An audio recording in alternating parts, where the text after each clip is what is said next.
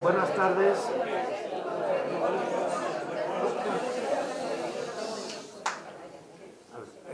Buenas tardes y muchas gracias a todas las personas que habéis venido a participar en esta charla, coloquio que organiza la Universidad Popular. En estas fechas se celebra el centenario de la Revolución Rusa o de la Revolución de Octubre, que está dando lugar a un debate intelectual importante, donde todas las posturas son respetables, ¿no? Y al que de alguna manera se incorpora la Universidad Popular Carmen de Michelena de Tres Cantos con este acto también, ¿no? El debate gira en torno a si sería mejor o peor el mundo actual sin la Revolución Rusa, si sería mejor o peor sin el fracaso de la URSS, si es necesaria una revolución, si es posible, si es deseable o si no, En fin, todas estas posturas forman parte del debate intelectual.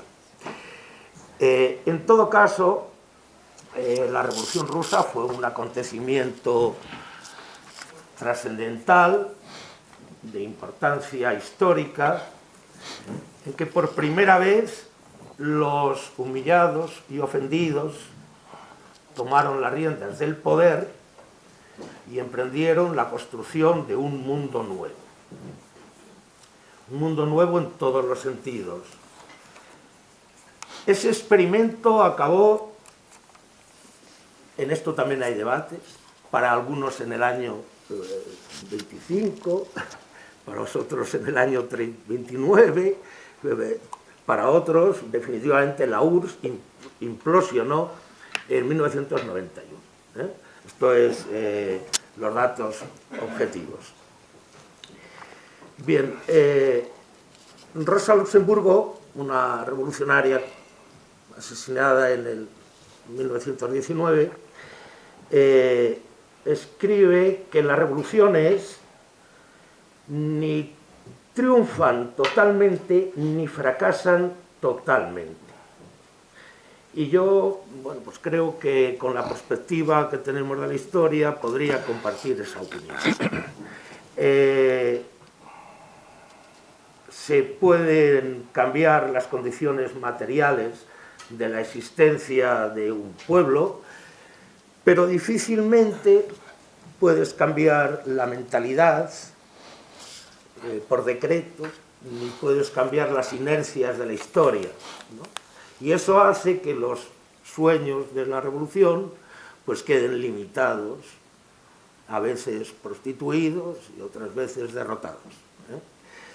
Y en el otro sentido de la palabra también, una revolución puede acabar en derrota, pero los sueños o las ilusiones que lo dieron lugar, de alguna manera sobreviven en millones de personas.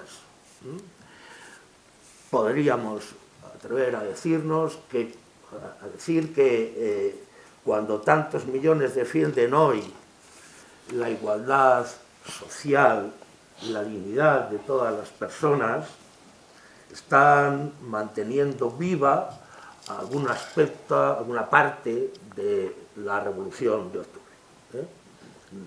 Bien. Pues para hablar de estos temas, con mucho más conocimiento, tenemos a Rafael Fraguas, que es un periodista de largo recorrido, muchos años de periodismo y muy bien informado. Ha estado en varios periódicos, pero sobre todo ha trabajado en El País, estuvo en el equipo inicial de la redacción del País. Se ocupó muchos años de política internacional y últimamente de la política, bueno, de la situación local de Madrid, ¿no? Como buen periodista, él ha estudiado aspectos concomitantes con el periodismo, como son la filosofía, la política, ahora mismo asistimos a un curso que nos da algunos de aquí sobre los servicios secretos, la información de los estados y estos temas, ¿no? Muy bien. Os dejo con Rafael Fraguas, que lo hará muy bien. Muchas gracias.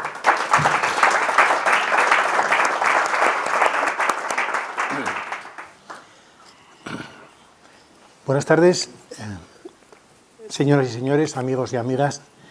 Muchas gracias por estar aquí, por dedicar esta tarde a escuchar lo que vamos a conversar en una tarde y en un sitio tan grato como Tres Cantos, una ciudad tan nueva y tan esperanzada como indica su nacimiento relativamente reciente. Bueno, yo, por invitación de estos compañeros que han asistido a mi curso este año sobre política secreta, pero otros años hemos dado análisis político, hemos dado historia del pensamiento, hemos dado claves de geopolítica, en el sentido de poner el conocimiento que suele estar reservado a las élites, pues al servicio nuestro, al servicio de las personas de a pie, porque han pasado demasiados años en los cuales los conocimientos de la política secreta, la diplomacia, etcétera, estaban en manos de sectores determinados, de sectores elitistas, ¿no? Entonces ya es hora que las democracias empecemos a transitar por el terreno de acceder a la información y al conocimiento y utilicemos nuestra sabiduría y la de los demás para avanzar en este camino.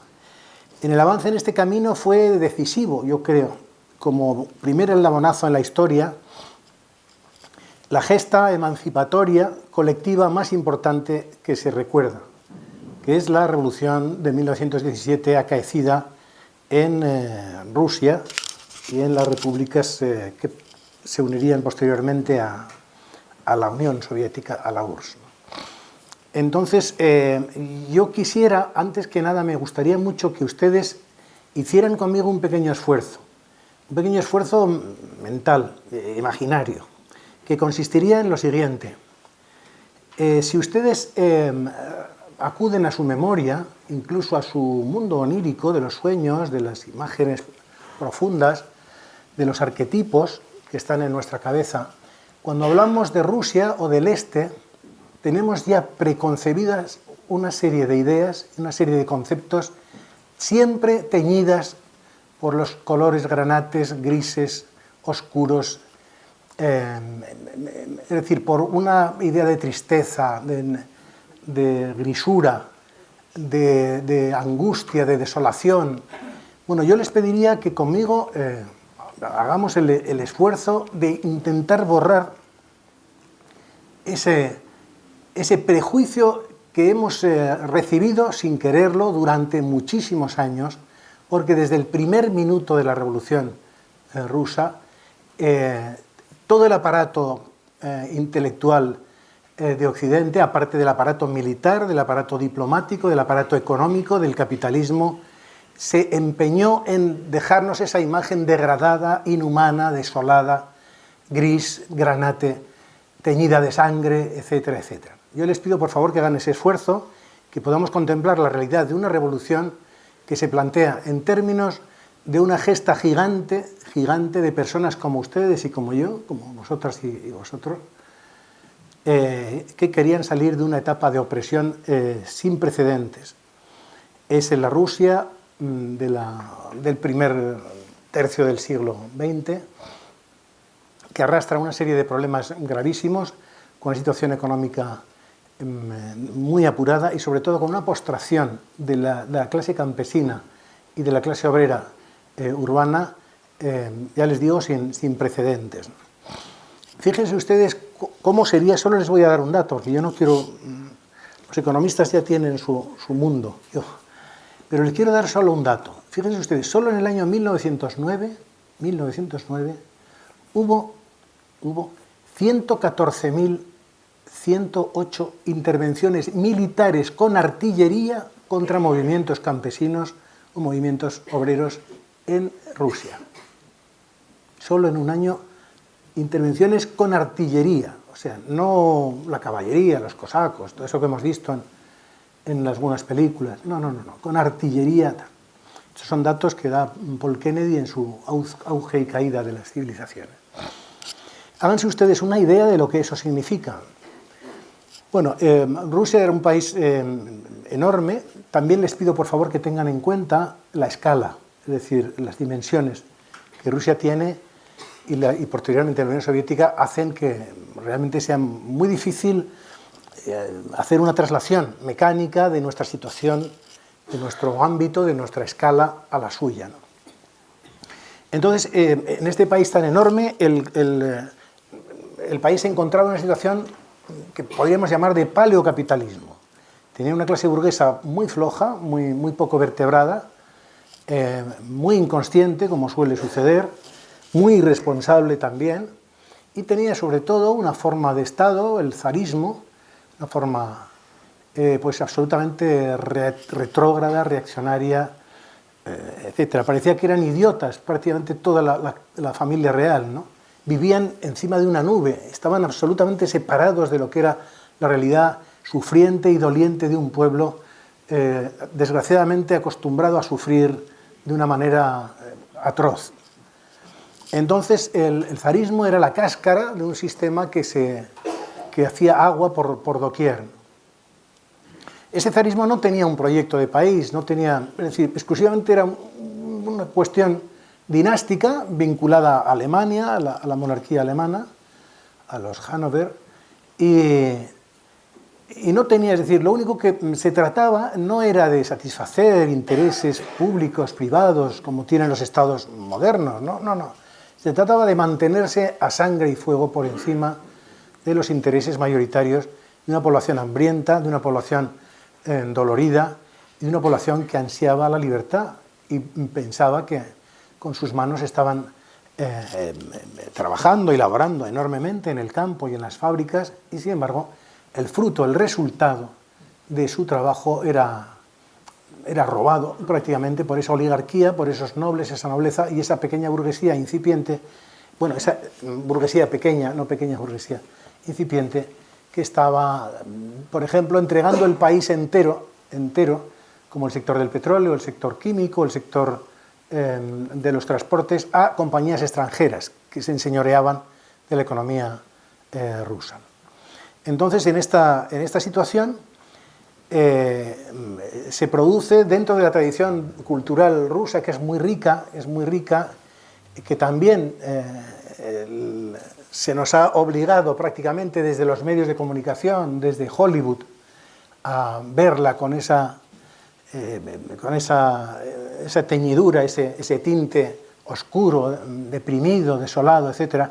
Bueno, dentro de esta tradición literaria y de lucha, porque había conatos de lucha y una pequeña diversidad ideológica con distintas formaciones políticas, va a surgir un partido muy cohesionado, un partido muy militante, que va a aplicar el método marxista, para consolidar un proyecto revolucionario que transforme la realidad rusa en una dimensión progresiva, en una dimensión emancipatoria, nacional y progresista, ¿no?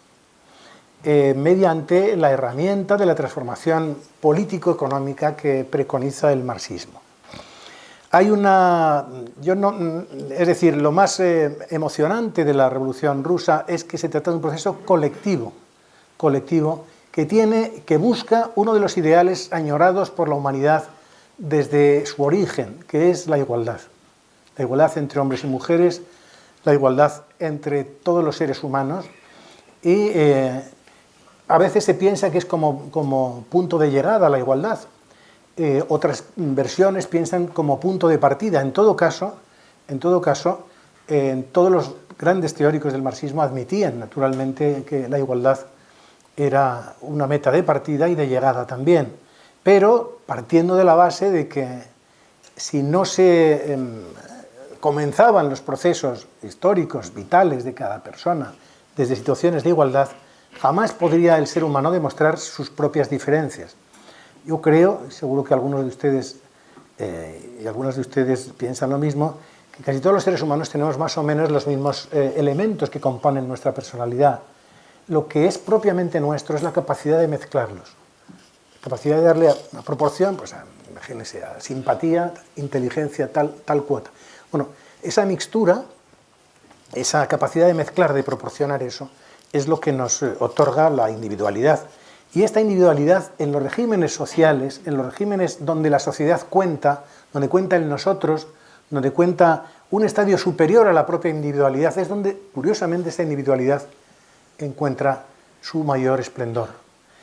Seguro que muchos de ustedes han viajado a países como, por ejemplo, Cuba, o como Francia, o como Inglaterra, o como Rusia, y hay una diferencia muy importante en los países que tuvieron revoluciones y los países que no las tuvieron.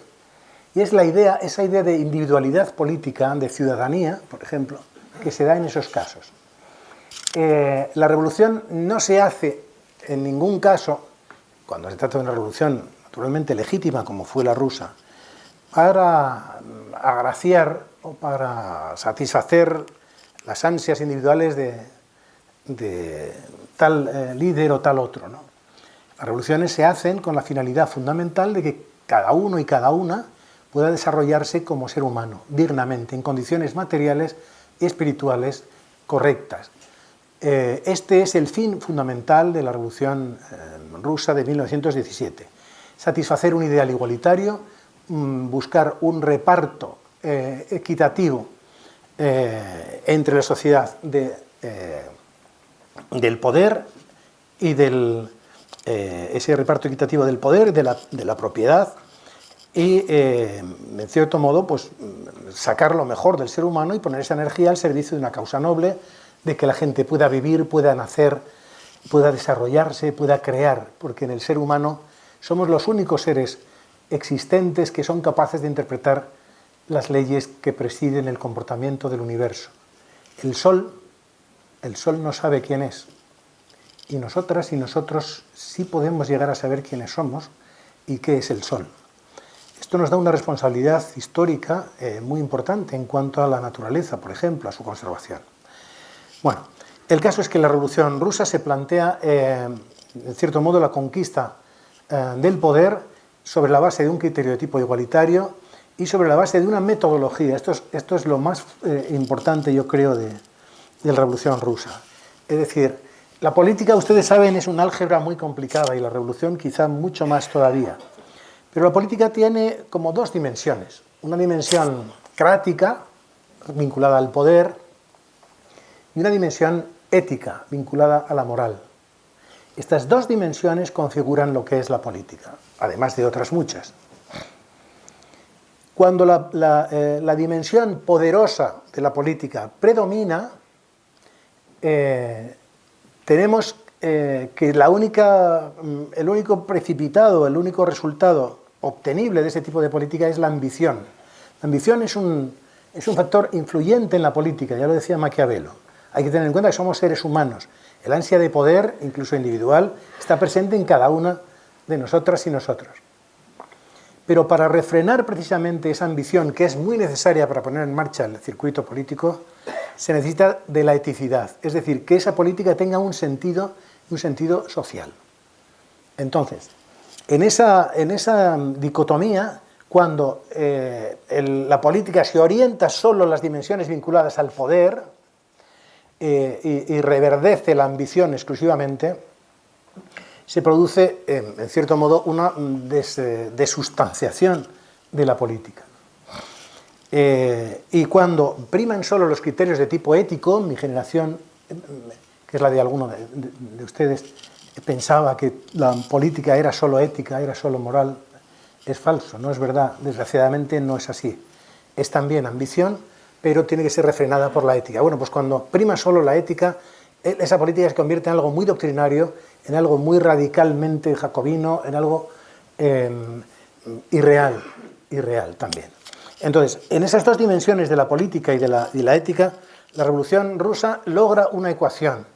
Se plantea obtener esa ecuación y parte de un estado de cosas en el cual la política que aplicaban los zares, que estaba ceñida, como les digo, a mantener la perpetuación de una dinastía en el poder, una dinastía inhumana, una dinastía conformada por personas idiotizadas, por la idea de superioridad, por la idea de los infrahombres e inframujeres que estaban en el campo, eran Untermenschen, que dicen los nazis en su día, van a decir. Entonces, sin proyecto político, con una tasa de explotación feroz, con una persecución tremenda de cualquier tipo de oposición. Los líderes políticos de los que les quiero conversar van a pasar muchos años deportados. Fíjense ustedes, en las planicies siberianas, la deportación consistía en que te dejaban ahí en una dacha y a ver cómo te recorrías con temperaturas de 30 grados bajo cero durante 8 meses del año o 7 meses del año, cómo te recorrías 3.000 kilómetros andando. No había vigilancia. Te dejaban allí, decían, ¡hala! Bueno, así se pasó toda la cúpula de la Revolución Rusa, se pasó muchos años y algunos precedentes anteriores, ¿no? El propio Vladimir Lenin, del que quiero hablarles a ustedes, se pasó, siendo muy joven, 3 años deportado en Siberia, ¿no? La crueldad del zarismo era extraordinariamente atroz, ¿no? La Okhrana, la policía política, tenía unas prácticas que abarcaban incluso, en algunos casos, hasta la crucifixión. Fíjense ustedes, estamos hablando del siglo XX, no estamos hablando de... Bueno, el caso es que estamos ante un panorama de un país como Rusia, enorme, con una extensión gigantesca, donde al zar se le ocurre involucrar a Rusia en la Primera Guerra Mundial. La Primera Guerra Mundial, fruto de la diplomacia secreta, fruto del engaño a millones de ciudadanos europeos por una lucha interhegemónica entre dos naciones que aspiraban a ver quién sacaba más pecho, Francia y Alemania, con la ayuda de Inglaterra, los franceses, y la participación estelar, como siempre, de los Estados Unidos al final, ¿no?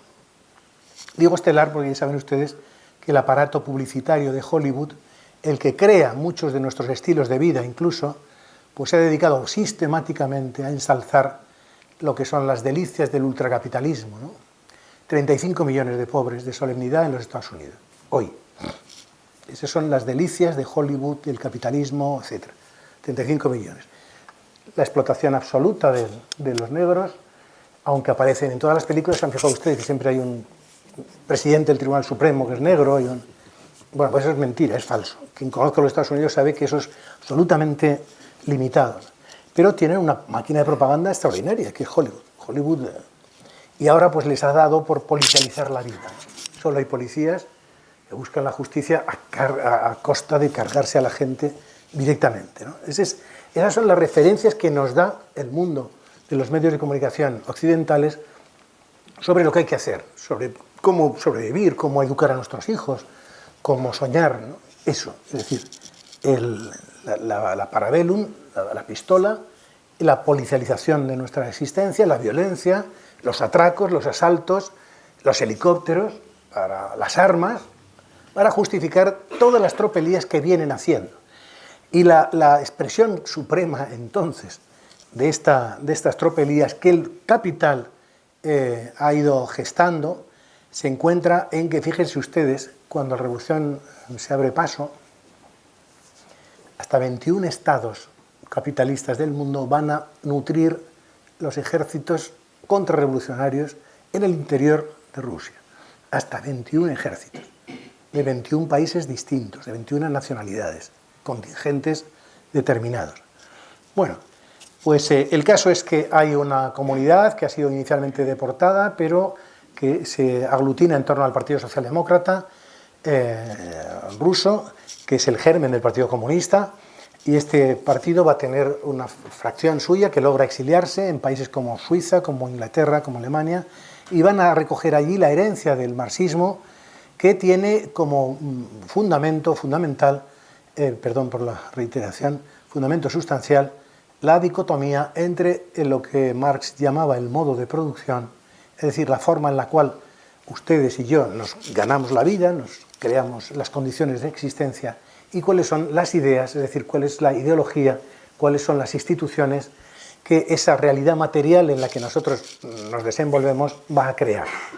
El marxismo, como saben, habla de la determinación de la infraestructura por parte de la superestructura, es decir, de las ideas, de las ideologías, de las instituciones, de los valores. Eso está determinado por la forma en que nosotros y nosotras organizamos la vida, organizamos las condiciones materiales de nuestra existencia. Bueno, pues con ese criterio se produce, se genera una vanguardia luchadora, una vanguardia muy sacrificada, atrozmente reprimida, pero con un sentido de la dignidad extraordinario. Y ese sentido de la dignidad no lo tienen porque sean muy listos o porque sean muy inteligentes, sino porque lo que están haciendo es metaforizar, lo que están haciendo es expresar el dolor y los intereses mayoritarios del pueblo ruso. Son capaces, o sea, el elitismo del que se habla y tal, el elitismo viene dado cuando alguien, el elitismo de izquierda, naturalmente, el progresista, cuando alguien es capaz de formular los intereses mayoritarios. Eso es lo que les da el crédito, eso es lo que les acredita como seres humanos con un designio igualitario, con un designio socialista. Bueno, esta pequeña, que al principio es muy pequeña, pequeño grupo, este pequeño conglomerado de personajes que proceden del mundo obrero, también del mundo intelectual, tienen al frente a Vladimir Ilich Lenin, que es un joven que nace en los Urales y que pertenece a una familia de extracción social media. Tiene un hermano revolucionario, que ha participado en un intento de asesinato del zar, es decir, tiene ya una politización desde joven, pero sobre todo es un hombre extraordinariamente estudioso. Y este hombre, junto con sus compañeros del Partido Socialdemócrata, que luego devendrá en Partido Bolchevique, el Partido Comunista y Partido Bolchevique, pues va a idear la metodología, que eso es la revolución, fundamentalmente la revolución rusa, la metodología de acceso al poder, mediante un estudio profundísimo de las contradicciones que tiene el zarismo, de las contradicciones que tiene el incipiente capitalismo en Rusia, de las condiciones en las cuales se desenvuelve la política mundial, que está en una fase que él denomina imperialista, ¿no? Y va a denunciar que la política seguida por el zar, en sintonía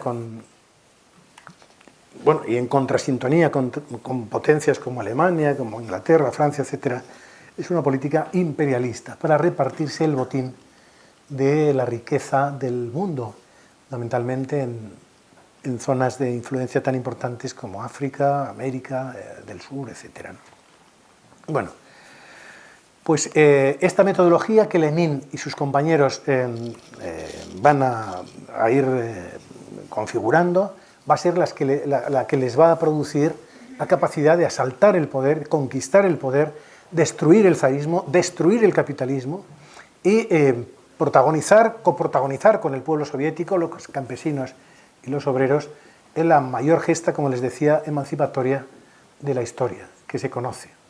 Hay precedentes históricos, Espartaco, por ejemplo, es un caso interesante, la revolución de los esclavos en la Roma monárquica, Roma imperial, pero la Revolución Francesa, por ejemplo, las dos revoluciones inglesas, por ejemplo, fueron importantes, no se pudieron hacer sin la presencia de la clase trabajadora, ninguna de las dos, pero el papel a la postre que jugó la clase trabajadora fue eclipsado, fue subsidiarizado por la burguesía, que tanto en Inglaterra como en Francia había protagonizado esa revolución.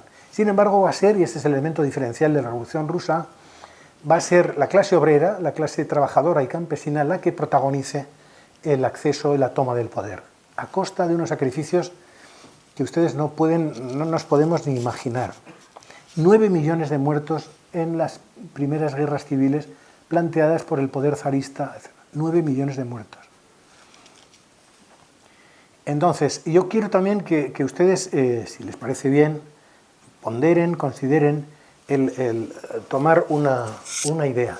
Desde el primer minuto en que la Revolución Rusa se consolida, despojando después de una lucha tremendamente eficaz, lúcida, luminosa por parte de Lenin y sus compañeros y compañeras, después de esa lucha consiguen el poder, derrotan al zarismo, derrotan a ese capitalismo incipiente. Bueno, desde ese primer minuto ya hay coaliciones internacionales fortísimas, militares, como les decía, diplomáticas, económicas, financieras, monopolizadas por el capital financiero internacional, que dice, no, esto no puede ser. No puede ser que los trabajadores se hagan cargo del poder en ningún sitio. ¿Para qué es esto? ¿Qué va a ser esto? No, no.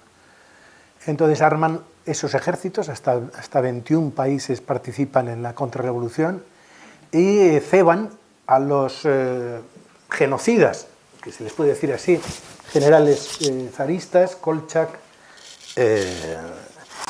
Dubinin, en fin, varios de ellos, que se dedican fundamentalmente a, en vez de, es decir, porque tenían, el pueblo ruso estaba, pues como siempre, oprimido, y una forma de opresión es su sepultamiento en la incultura, ¿no?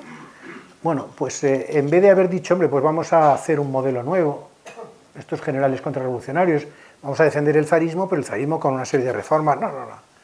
Directamente a reprimir a los trabajadores, a los campesinos, etcétera, con el empleo de artillería, en fin, con el ahorcamiento de dirigentes campesinos, pero ahorcamientos de centenares, de decenas, de miles de campesinos, de trabajadores, etcétera.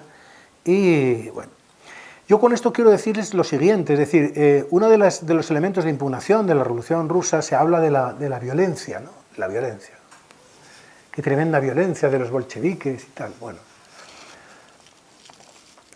cuando hablamos de violencia, esto nos sirve también para los casos más cercanos, ¿no? Cuando hablamos de violencia, lo que más nos impacta es lo inmediato. Imaginaron ustedes que vemos un atentado terrorista, ¿no? Que pegan un tiro así directamente. Entonces, uno piensa en esa escena, ¿no? O en una situación de conflicto social importante, pues 4 jóvenes que tiran 4 cócteles Molotov y arde un coche de policía. Pensamos en lo inmediato, pero no pensamos en la violencia estructural. No pensamos, cuando pensamos en la violencia bolchevique, que evidentemente se produjo, no hay nada más autoritario, esto también hay que tenerlo en cuenta, que una revolución. Pero cuando se produce la violencia bolchevique, nadie suele pensar en los siglos de postración, humillación, de muerte, de genocidio contra el pueblo trabajador ruso que había soportado durante toda la etapa zarista, prácticamente desde el siglo XVI. No pensamos nunca en eso. Cuando se habla de la violencia que hubo en Madrid durante 4 meses en los primeros tiempos de la Guerra Civil, 4 meses, frente a 40 años, 39 años de violencia sistemática, genocida, de Franco y su clique contra el pueblo, contra los trabajadores, etc., nunca pensamos en que esa violencia, ese estallido terrible que lo hubo en Madrid, evidentemente, en los meses iniciales de la guerra, venían precedidos, primero, en lo inmediato, por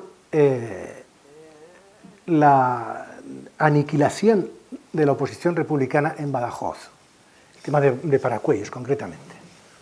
En Paracuellos lo que hay es una matanza, unas 3.000 personas, que se produce en lo inmediato, pues unas semanas, un mes y pico largo después de la matanza que hubo en Badajoz, donde se llegó a enclaustrar en la Plaza de Toros a miles de personas que fueron ametralladas sin compasión.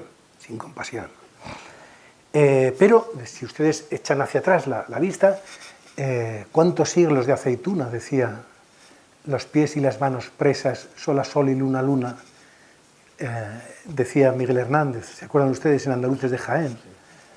O sea, cuántos siglos de violencia, cuántos hijos no pudieron nacer, cuánta hambre, cuánta miseria, cuánta desolación, ¿no? Impusieron los oligarcas, los nobles, los feudales al pueblo español durante tanto tiempo. Entonces, cuando se producen esos estallidos, en cierto modo, tremendos de violencia, para comprenderlos en su amplitud y para poder, en cierto modo, impedir que se vuelvan a repetir, hay que tener en cuenta de dónde procede esa violencia acumulada durante tanto tiempo.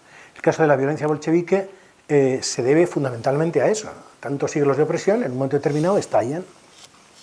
Es decir, el asalto del Palacio de Invierno, pues hay que tomar el Palacio de Invierno violentamente, porque los cosacos, que es una fuerza bestial, que son salvajes, que son medio genocidas, pues resulta que van a reprimir con una dureza extraordinaria la emancipación, ese proceso emancipatorio del pueblo.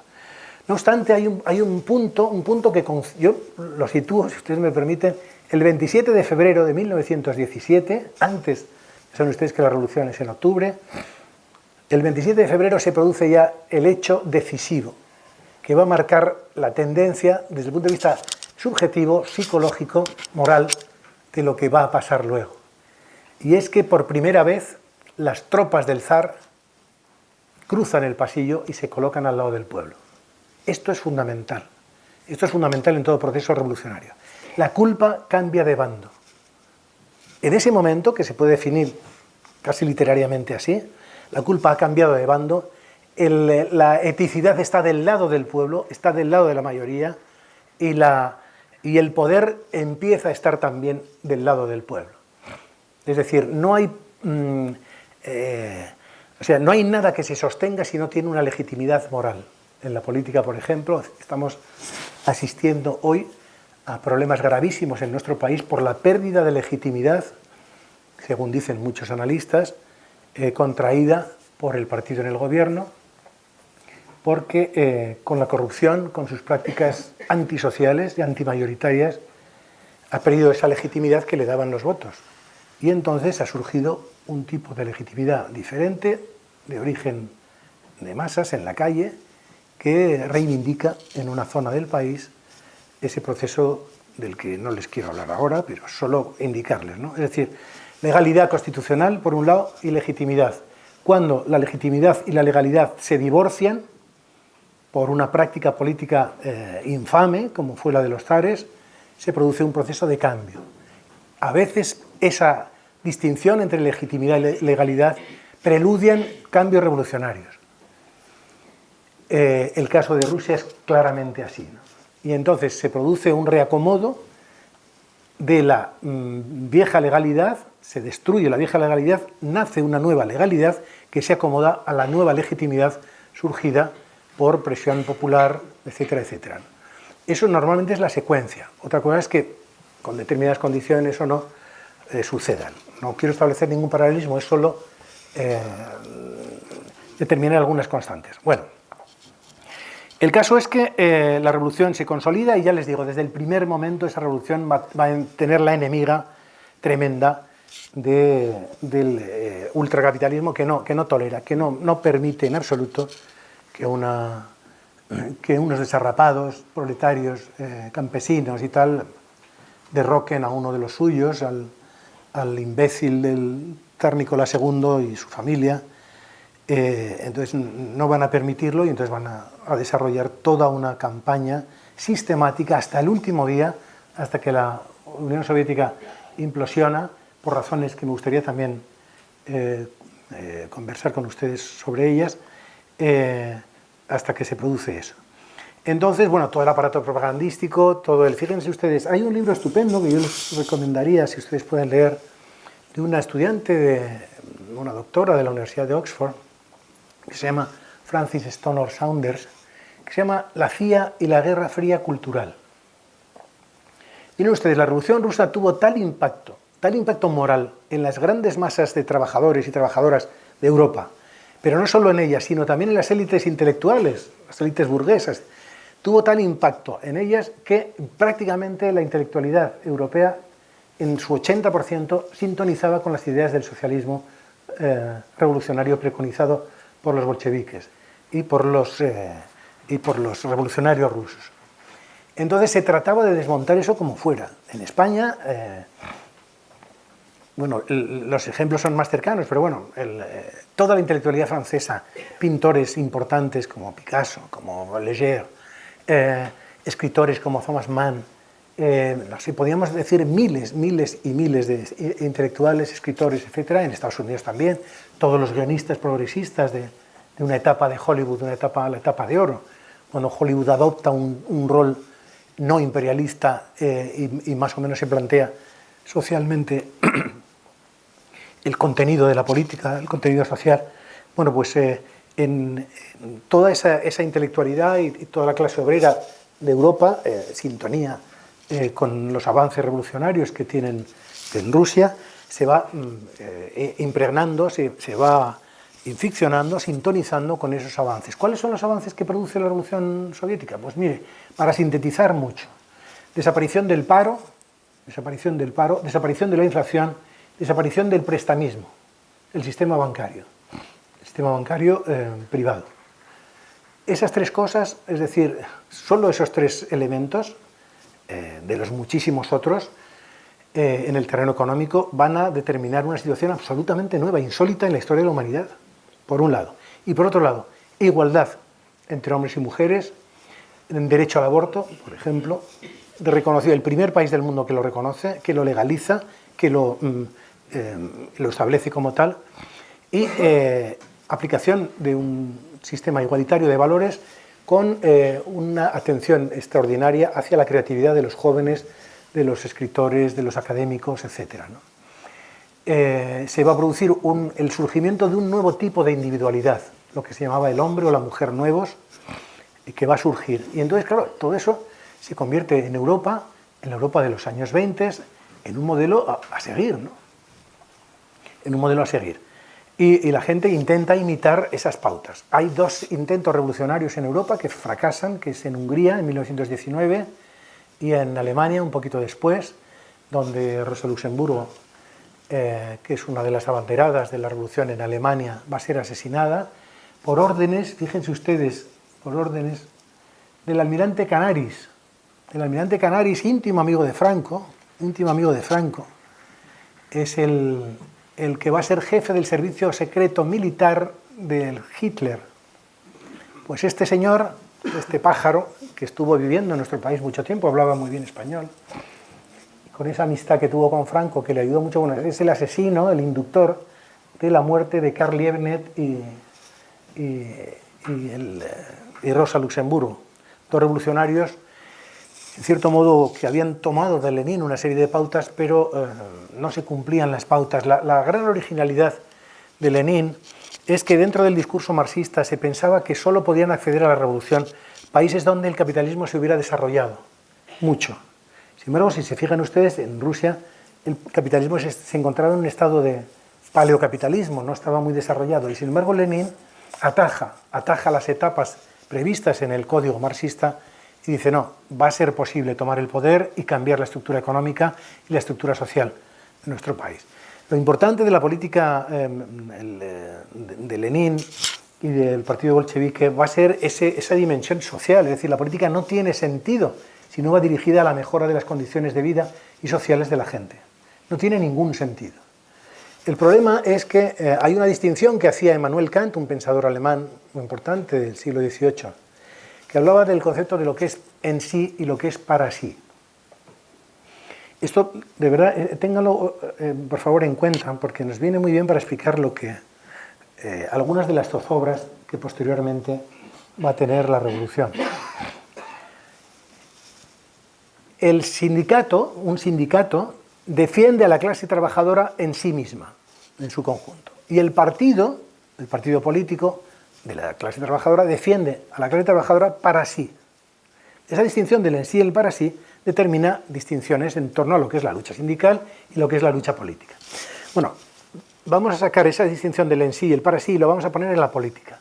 Hay una política en sí, que es la política que está versada hacia la satisfacción de las necesidades sociales, que dice que la política no tiene sentido si no es con esa dimensión social. Sin embargo, hay pulsiones muy fuertes y el capitalismo es el que ejemplariza esto, que dice, no, vamos a desocializar la política. La política es para sí misma, la política es para el poder, para mantener el poder, para hacer abstracción de todo lo demás. El capital es eso. El capital, decía César Vallejo, un poeta, decía que se lo coman todo, se lo acaba comiendo todo, acaban entre ellos enfrentados, acaban fracciones distintas de la clase capitalista, acaban mordiéndose. La crisis financiera y económica que ha sufrido el capitalismo ha sido un aguijón casi mortífero, y veremos si no viene otra dentro de muy poco, que ya marca en cierto modo la agonía. Fíjense ustedes además, el gran patrón del capitalismo mundial, por quién está encarnado, ¿no? Miren ustedes allende el Atlántico, miren ustedes la figura payasesca que rige los destinos de los Estados Unidos, ¿no? Todo un ejemplo, toda una metáfora de por dónde camina el capitalismo, ¿no? Un señor que tiene por finalidad destruir la política también. O sea, aquí no hay política ya, todo mercado, vamos a comérnoslo todo, ¿vale? Pues vamos a aplaudir cuando ellos se coman entre ellos mismos. Lo que pasa es que normalmente cuando entre las fracciones distintas del capital se comen entre ellos mismos, nos llevan por delante a muchas de nosotras y nosotros, ¿no? Pero bueno, el caso es que la Revolución Rusa logró afirmarse, logró durante los primeros años fundamentalmente una gesta extraordinariamente liberadora y emancipatoria, como les decía, logró equilibrar la economía rusa, logró repartir la riqueza, destruir las bases de la explotación, llegar a niveles de igualdad insólitos en la historia de la humanidad y un esplendor de las expresiones artísticas sin parangón. La ingeniería, las obras públicas, etc. Logró en un plazo récord electrificar un país gigantesco, ¿no? Logró colectivizar a costa de enormes esfuerzos y de enormes resistencias, colectivizar la propiedad agraria. Tengan en cuenta que el 80% de Rusia era rural cuando llegan los bolcheviques al poder, ¿no? Pero evidentemente dentro de la política y dentro de la política revolucionaria también, esta carga tremenda de los obstáculos que se oponen al desarrollo de los seres humanos en una clave igualitaria, pues tiene enormes retos que no siempre son superados. Ninguna revolución ha logrado satisfacer todos sus objetivos. Ni la Revolución Americana, de finales del siglo XVIII, fíjense ustedes en qué quedó, los ideales de unos señores que van huyendo de la persecución religiosa en Inglaterra contra el puritanismo, que llegan inflamados de deseos de bien, de bienestar, de libre pensar, en qué termina, ¿no? En la aniquilación de la población autóctona norteamericana, los indios, reducidos ya a reservas donde se mueren por el alcoholismo y por las enfermedades, etc. El ultracapitalismo, los hoy, como les decía, 35 millones de pobres, solemnidad, y la imagen de los Estados Unidos que ni siquiera Hollywood ya puede mantener, ¿no? La imagen de un país que se ha dedicado, desgraciadamente, olvidando sus orígenes revolucionarios, se ha dedicado a machacar, a explotar continentes enteros como América Latina, donde durante los últimos 100 años las dictaduras militares se han impuesto a sangre y fuego con la inducción norteamericana, ¿no? Dictadores como Pinochet, por ejemplo, los argentinos, el Videla y compañía, Golbery de Couto Santos en Brasil, en fin, en Nicaragua, Somoza, en El Salvador, toda la recua de dictadores sangrientos y sanguinarios, con una escuela de las Américas que formaba a los torturadores, ¿no? Sistemáticamente. A ver, mándeme usted 15 oficiales del ejército peruano, 15 oficiales del ejército ecuatoriano, 200 argentinos, tal, que los vamos a instruir en la lucha antisubversiva. Es decir, vamos a eliminar a la población autóctona de Guatemala para quedarnos con el petróleo del Quichén, vamos a quedarnos incluso con las ayudas internacionales que el mundo manda a Nicaragua, que se queda Somoza y se las come directamente todas las ayudas internacionales, se las queda en bancos de Miami, donde, por cierto, en Miami, como ustedes saben, tenemos a los patriotas españoles más importantes para no pagar impuestos, Julio Iglesias y compañía, ¿no? Estos patriotas que van allí. Bueno, el caso es que, centrándonos en el tema revolucionario, la Revolución Rusa tuvo un ascendiente enorme en las masas trabajadoras de Europa y entre los intelectuales. Entonces, para conjurar eso, se desarrolló toda una sistemática dialéctica del acoso y del derribo de la Unión Soviética, que no obstante en los años 50 pues logró poner, por ejemplo, al primer ser humano en el espacio, por ejemplo. Logró electrificarse en un plazo récord de 10-15 años, logró repartir la riqueza, eludir la pobreza, protagonizar un desarrollo extraordinario. Como ustedes saben, Rusia es la principal productora mundial de gas y una de las principalísimas de petróleo también. Desarrolló el acero, por ejemplo, una industrialización feroz, tremenda, pero evidentemente con contradicciones internas derivadas de la violencia que se estaba ejerciendo. Hay un teórico político italiano, se llama Domenico Losurdo, que yo les recomiendo que lo lean ustedes, que dice que el acoso del capitalismo mundial contra la Unión Soviética fue tan tremendo que le obligó a mantenerse en un estado de excepción permanente desde las primeras horas del triunfo de la Revolución. Entonces, todas esas terribles arbitrariedades que vemos que cometió Stalin, etcétera, no toda la Unión Soviética fue Stalin, recuérdenlo también, porque nos han hecho ver que todo lo ruso, incluso a Putin, ahora lo vemos, bueno, Putin no es comunista. Putin no es comunista, pero cuando nosotros nos hablan del peligro ruso, nos están diciendo, es el peligro comunista. No, mire usted, Rusia ya no es un país comunista, dejó de serlo. ¿Por qué insisten en la rusofobia? ¿Por qué insisten en crear otro conflicto terrible en Europa? 27 millones de muertos tuvo la Unión Soviética durante la Segunda Guerra Mundial. 27 millones de muertos por las invasiones de Hitler, con ayuda naturalmente encubierta también de algunas de las potencias aliadas, como el señor Churchill, que no abre y se opone absolutamente a que se abra un frente en Europa, un desembarco del tipo de Normandía, hasta la última etapa de la guerra, para que Hitler se merendara a Stalin y se merendara a la Unión Soviética. Esto es Occidente. Esto es Occidente. Yo he tenido la ocasión, en 40 años de oficio periodístico, de desplazarme a muchos lugares donde se estaba cocinando lo que ha sido la política internacional. La Revolución Islámica iraní, por ejemplo. Bueno, allí he visto lo que es Occidente, cómo es percibido Occidente. Cuando nosotros creemos que nuestros valores tienen que ser los imperantes. Cuando dice, ustedes han impuesto a sangre y fuego los derechos humanos, con artillería también, ¿no? ¿Quiénes son ustedes para decirnos a nosotros cómo debemos ordenar nuestras vidas? ¿Quiénes son ustedes? ¿Por qué el eje del mundo tiene que ser el eurocentrismo que tenemos y el anglocentrismo? Si ustedes se han dedicado a sembrar de sangre el planeta. Entonces, contra eso es contra lo que ya con gran preclaridad, se yergue en la figura de Lenin, en la figura del Partido Comunista en sus orígenes. En el caso ya saben ustedes que hay una desgracia tremenda desde el punto de vista histórico, y es que Lenin sufre un atentado, le disparan varios tiros en el cuello y en el hombro, pero sobre todo en el cuello, que ya en 1918 le va a producir una discapacidad fuerte, desde el punto de vista motriz sobre todo.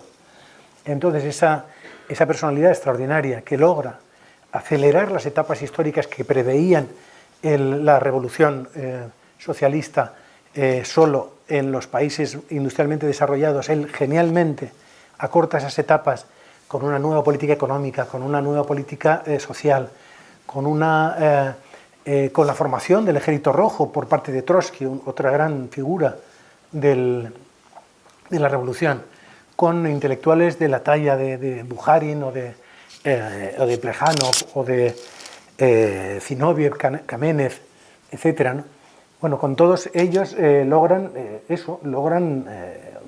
metaforizar los intereses del pueblo soviético, que se organiza en soviets, es decir, que tiene una propuesta organizativa de democracia directa, como son los soviets, que van a ejercer el poder durante los primeros años, van a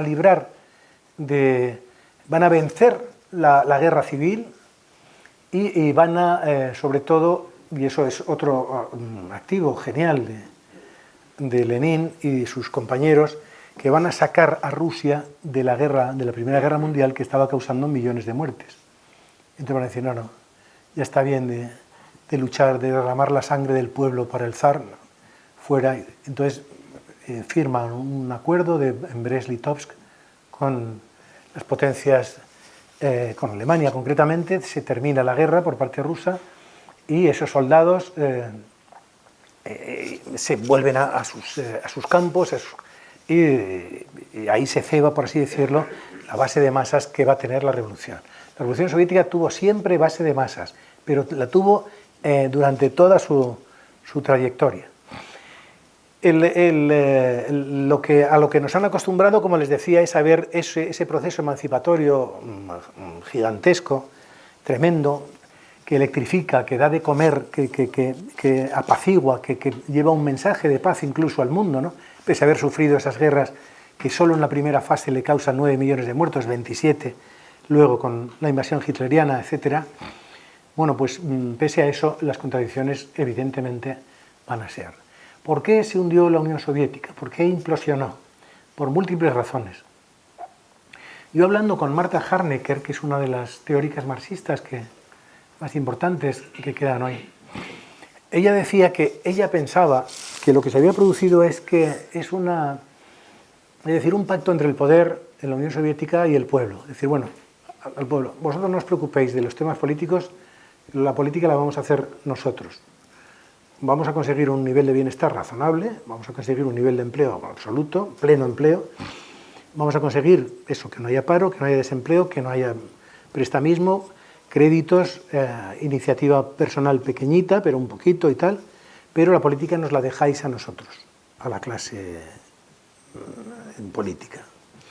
Esto es tremendo, esto es un error extraordinario, porque no hay ninguna democracia, si no hay participación política, ninguna democracia funciona.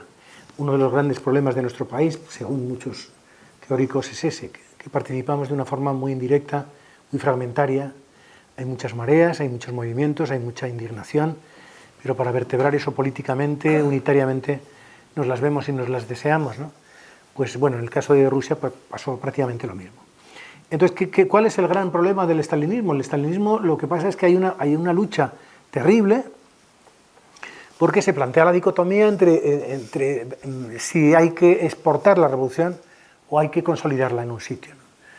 Yo le recuerdo, por ejemplo, en la Guerra Civil Española, que la gran polémica política que se produce intramuros del área republicana es si hay que hacer la revolución o hay que ganar la guerra. ¿Qué hay que hacer primero? Sectores de extrema izquierda y el anarquismo decían hay que hacer la revolución simultáneamente con la guerra. Y sectores concretamente del comunismo y una parte del socialismo decían no, o ganamos la guerra o no hay revolución posible, ¿no? Bueno, este tipo de contradicciones se da en los procesos revolucionarios y en la Unión Soviética se dio, ¿no?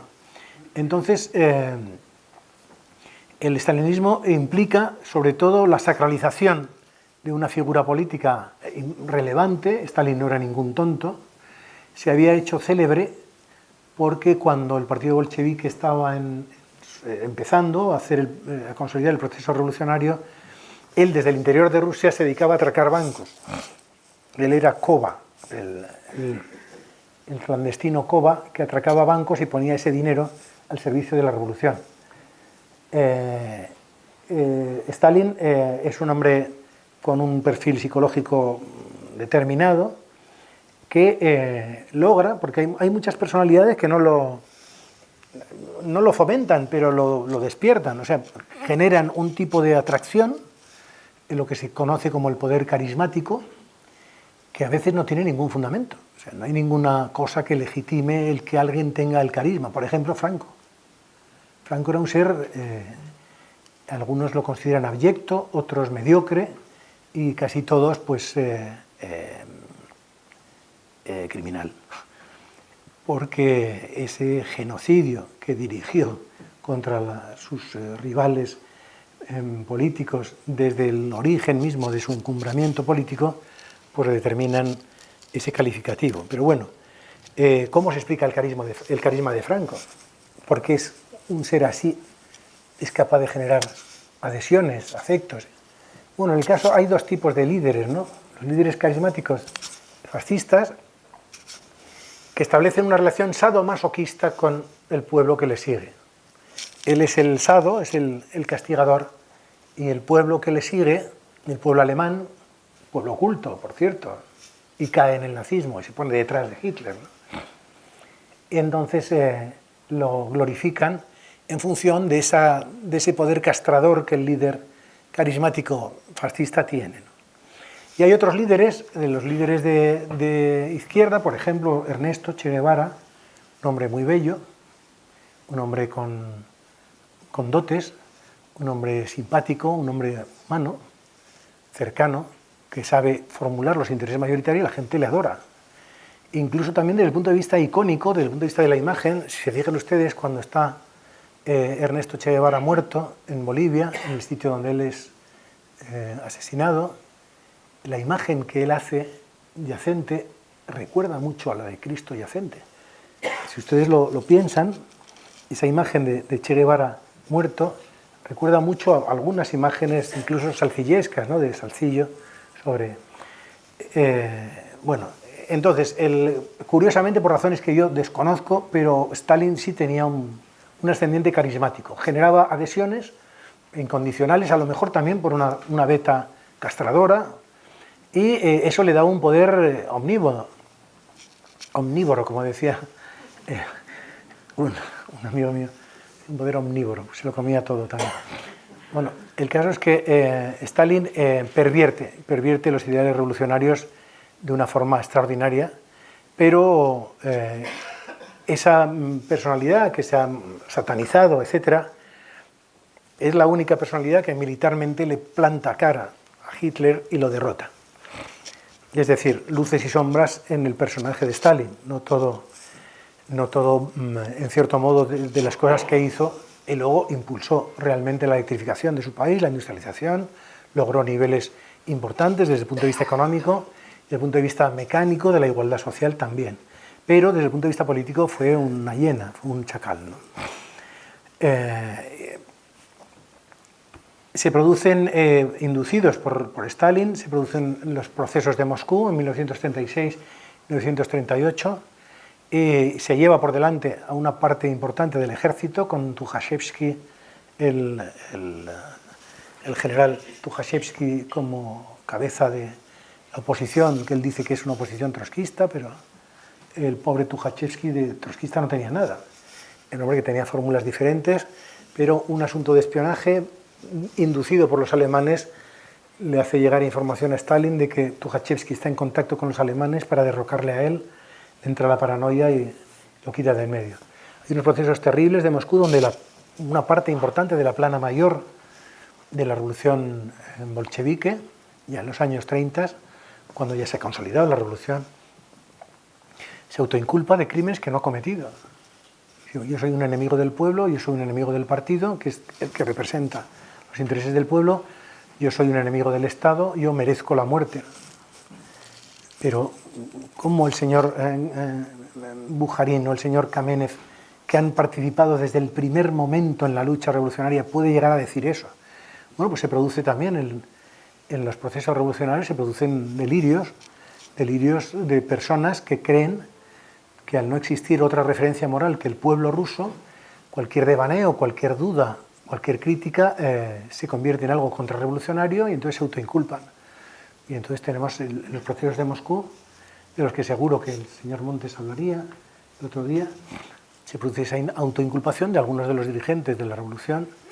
¿Y cómo se explica? ¿No? Lo más grave que deja el estalinismo es un pozo de temor reverencial al poder que es muy malo, que va en cierto modo a lastrar una parte del potencial revolucionario que no se había podido desarrollar y que con la llegada de Khrushchev al poder, pues resulta que se produce la desestalinización y la Unión Soviética vuelve a cobrar un papel importante, prioritario en el mundo, y se constituye en el otro polo de la bipolaridad existente en la geopolítica mundial. le para los pies a los Estados Unidos, consigue los secretos atómicos norteamericanos gracias a redes de espionaje muy importantes que operan en el interior de los Estados Unidos, y se produce la paridad y el equilibrio que se ha llamado el equilibrio del terror, pero que ha impedido a los Estados Unidos hacer muchas más barbaridades de las que se perpetraban, ¿no? Hay pueblos pequeños, pequeñitos, como Vietnam, que plantan cara a los Estados Unidos, pueblos que buscan una vía comunista también hacia el futuro. La Revolución China es otro ejemplo, seguido inicialmente por China respecto de la modelización que había creado la Revolución Soviética, la Revolución Sandinista, la Revolución Cubana. Hay algunos vestigios también, aunque mucho más trufados con otros componentes, en la Revolución Bolivariana, etc., ¿no?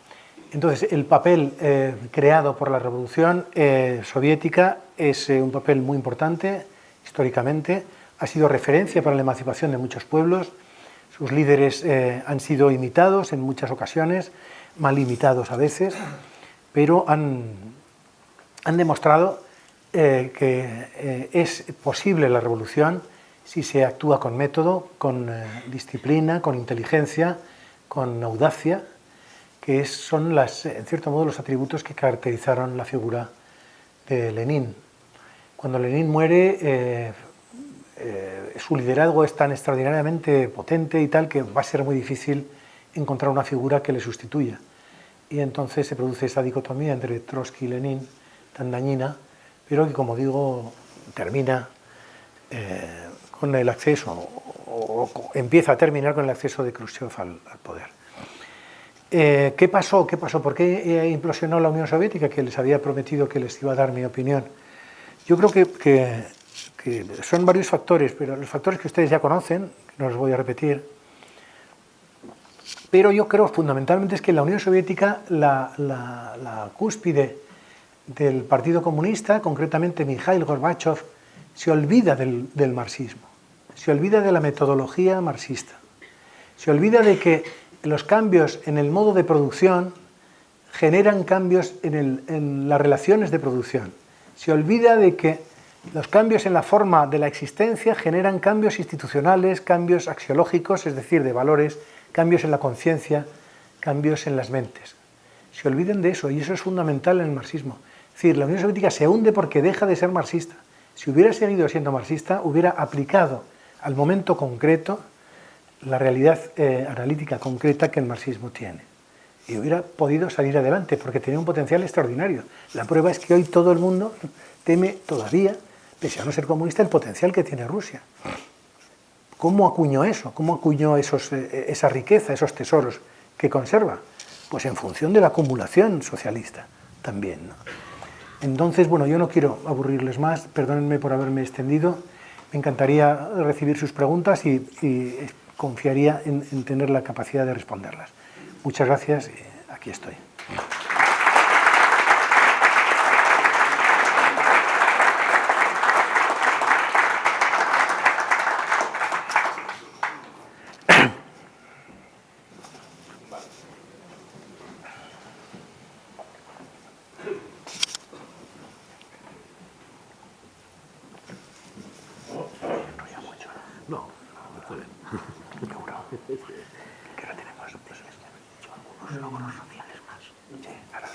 Buenas tardes, muchas gracias por su conferencia. Soy consciente de que cuando se produce una revolución de esta importancia como la que tuvo la Revolución de Octubre en Rusia, automáticamente se crean muchos enemigos y muy poderosos, ¿no?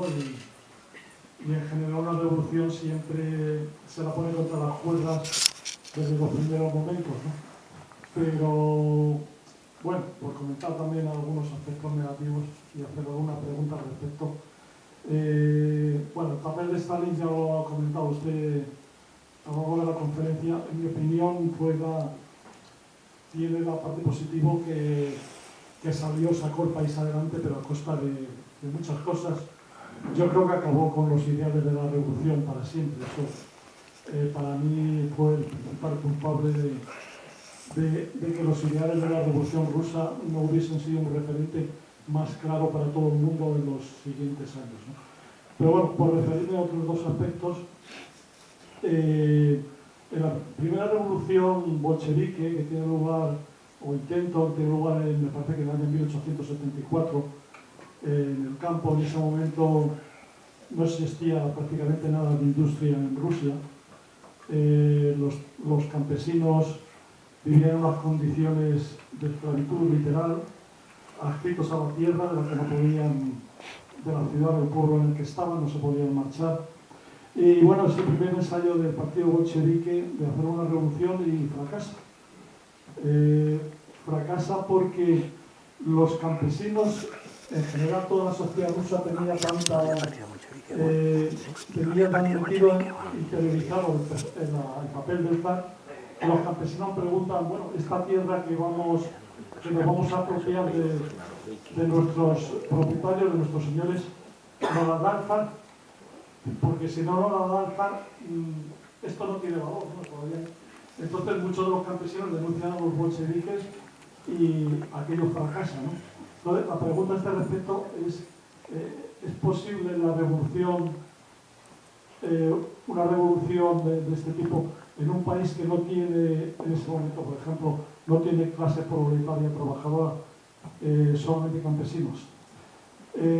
La otra cuestión es cuando triunfa la revolución de octubre, el zar es depuesto, comienza a funcionar la Duma en un periodo constituyente y todos los partidos, mencheviques, bolcheviques, partidos revolucionarios campesinos y conservadores, por supuesto, o liberales, de los pocos conservadores que en ese momento eran demócratas, pues acuerdan abrir un periodo constituyente. Entonces, a comienzo de 1918 tienen lugar las primeras elecciones democráticas en la Duma y el partido que saca más votos son socialistas revolucionarios, no son bolcheviques, es un partido revolucionario de los campesinos.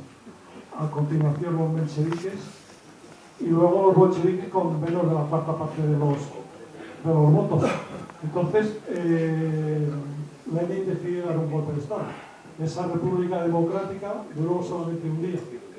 La pregunta es, ¿no era posible continuar o intentar que esa revolución se quedase con un funcionamiento democrático, parlamentario? Era imposible, o sea, no tuvo más remedio que dar ese golpe de Estado para continuar con esa revolución. Y bueno, esas son las dos preguntas. No, más que preguntas, ha sido una semiconferencia. Bueno, yo tengo que decir una cosa, una precisión. No había partido bolchevique en 1870. No había tal partido bolchevique. Había estallidos revolucionarios, había... No había tal. El partido bolchevique es muy posterior. Estaban los fermentos ya a través de tal. O sea, que eso, la mayor hay que negarla. Primero, sí hay experimentos revolucionarios donde la clase obrera es débil. Por ejemplo, en China. La revolución china que protagoniza Mao Zedong es una revolución agraria, fundamentalmente, que parte del campo. Y es triunfante. También en Vietnam, por ejemplo. En Cuba. Cuba tenía una estructura social muy agraria. El proletariado cubano no era extraordinariamente pujante, ¿no? Bueno. Y luego, bueno, usted habla de un golpe de Estado, etc. Hay escuelas.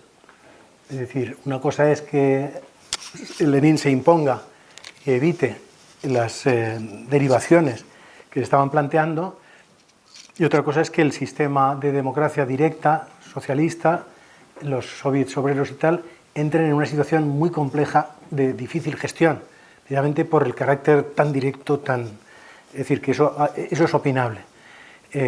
Todo en política, casi todo es opinable, menos lo que es evidente. Y lo evidente es que quien hace y consigue el triunfo, la consolidación de la revolución, es esa audacia que Lenin imprime al movimiento y que consigue formular los intereses mayoritarios de la población rusa, empezando por el campesinado, que siempre le obsesionó, siempre le preocupó muchísimo, porque aunque la fuerza motriz más importante, más concienciada, estaba en en el proletariado, como usted muy bien ha dicho, el factor ideológico dentro del mundo campesino estaba polarizado todavía por la servidumbre ideológica a algunos principios del zarismo, ¿no? El papaíto, el padrecito, zar, etc. Pero bueno, ¿más preguntas?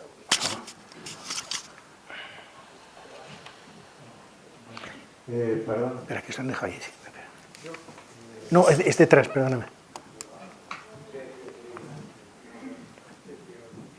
No, simplemente, aunque nos salgamos un poquito del tema central, pero dado que lo has mencionado y que tiene también su relación, quisiera que nos dieras un breve, dentro de lo posible, una breve idea del devenir de la revolución china, sería lo que fuera.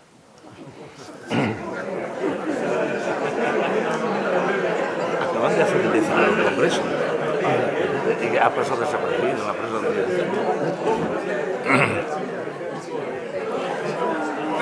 Bueno, había una película de Jean-Luc Godard que se llamaba La China de Vichina.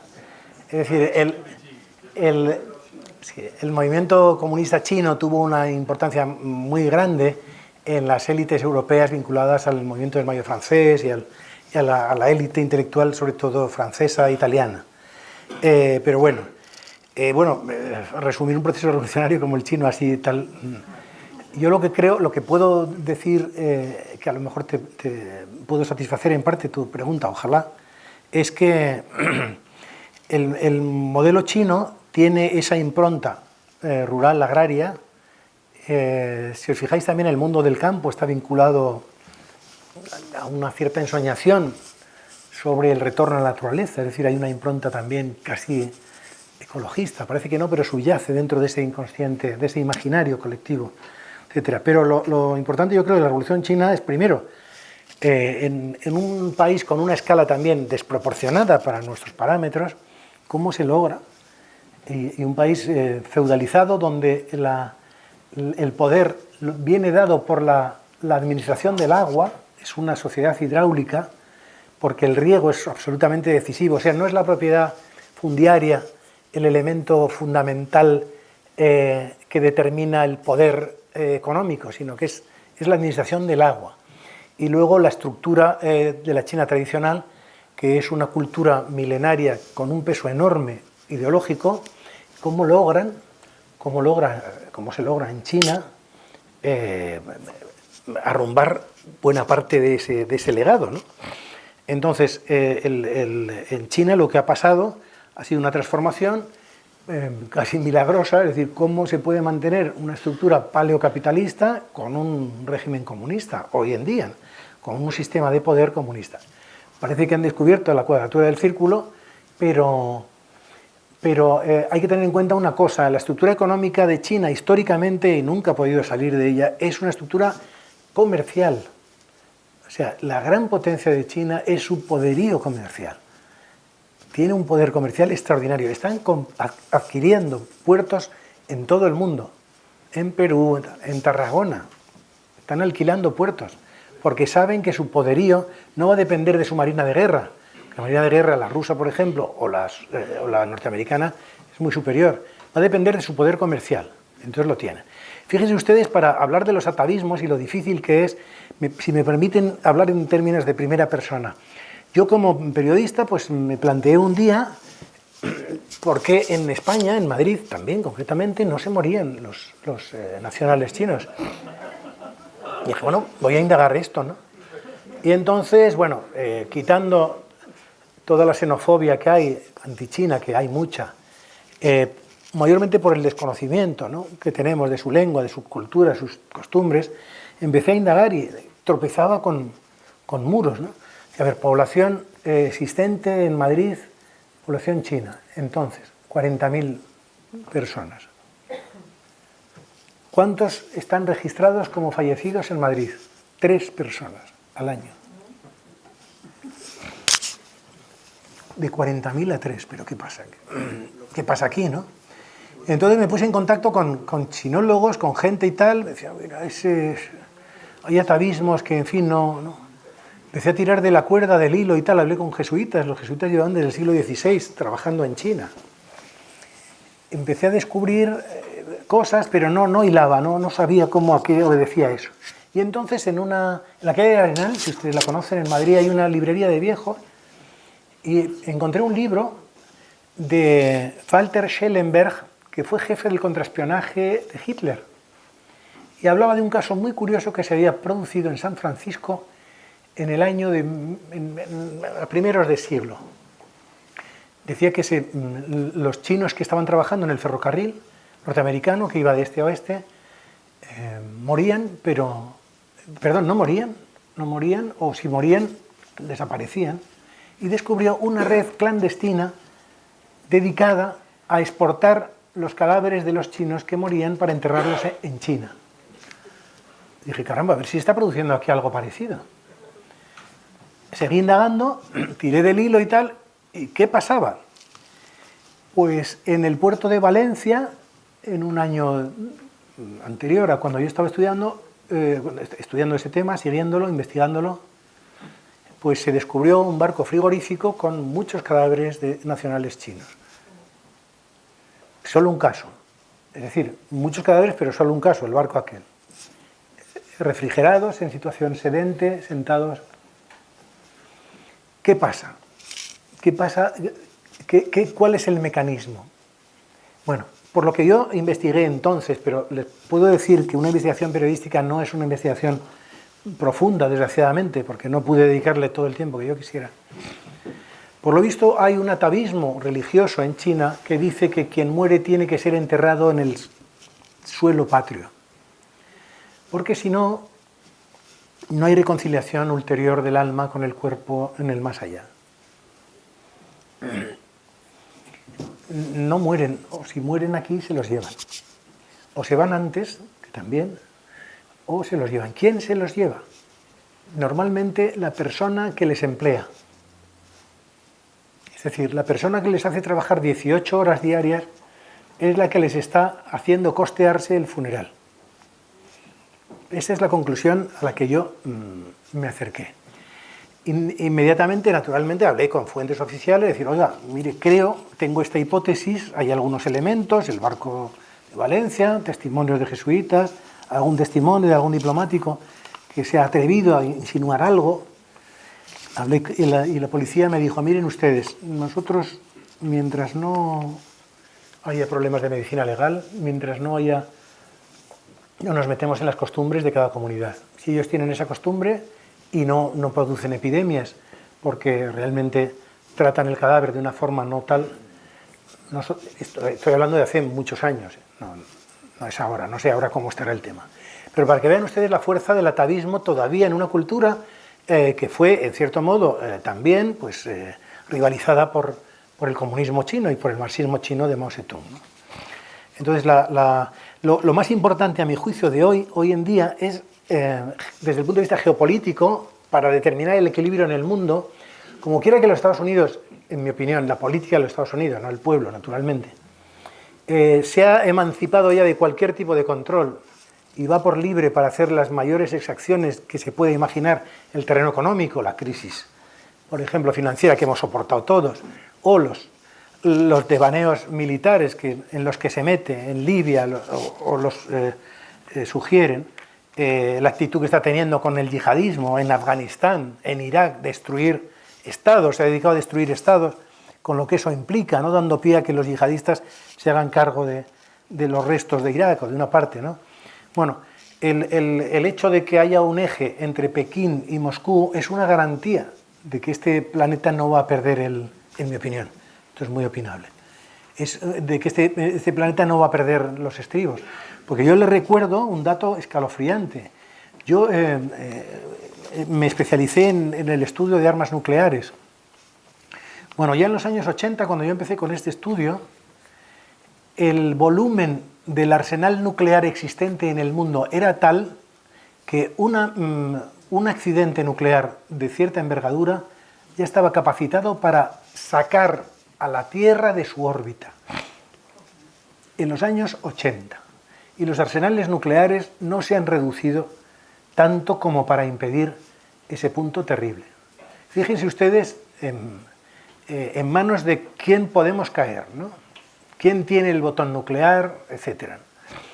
Entonces, es absolutamente necesario que exista la inteligencia mundial de personas que se ponen de acuerdo para impedir la masacre y para hacer posible la vida. No hay nada más maravilloso que el poder disfrutar de la vida humana. Bueno, pues estos políticos corruptos, tramposos, gangsteriles y criminales nos imponen unas formas de vida terribles, nos llevan a la guerra. Acuérdense ustedes, aquel señor que ponía los zapatos encima de la mesa, que estuvo a punto de meternos en una guerra terrible como Irak, con 1 millón de víctimas que ha tenido, y desplazamientos entre heridos, muertos y desplazados, 1 millón de personas. Este señor, ¿en base a qué? ¿Tiene derecho a meternos a nosotros en ese conflicto, a espaldas del Parlamento, a espaldas de la ONU, de Naciones Unidas? ¿Pero qué va a ser esto, no? Entonces, cuando conversamos de estos temas, yo creo que estamos haciendo conciencia de que nuestra dignidad no puede ser pisoteada así tontamente, ¿no? Y eso en los procesos revolucionarios es algo que se ha tenido muy en cuenta, tanto en China como en Rusia. Perdónenme que me he extendido demasiado en la respuesta. Había una señora de negro, sí. Y luego tú. ¿Sí? No, había pedido ella antes, de verdad. Bueno, perdón. Sí. Bueno, buena parte de la pregunta que iba a formular la has contestado en los últimos 3 minutos, así que voy a reorientarla y voy a ser lo más breve posible, ¿no? En el 91, como has comentado y conocemos, implosiona la Unión Soviética. Coincide en el tiempo con la época en la que la socialdemocracia era el referente moral, ético, el capitalismo con rostro humano, como se le ha venido llamando también.